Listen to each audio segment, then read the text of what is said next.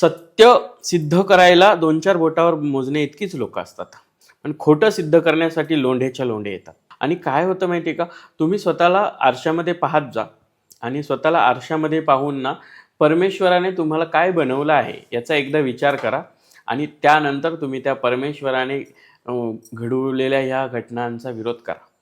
जर तुम्हाला जमत नसेल हिंदू सनातन धर्माला, वारीला, संप्रदायांना आपलंसं करणं, तर तुम्ही त्याचा विरोधही करू नका. जसे आला आहात जन्माला तसंच मरून जाणं आहे. मोक्ष, भक्ती, मार्ग, परमेश्वर, रस ह्या सगळ्या गोष्टींचा विचार न करता तडफडून मरणाऱ्या या आत्ताच्या ज्या विरोध करणाऱ्या लोकांची जमात तयार झालेली आहे, त्यांच्यासाठी सांगेल की थू आहे तुमच्या जिंदगीवर की तुम्ही पांडुरंग नाही समजू शकले.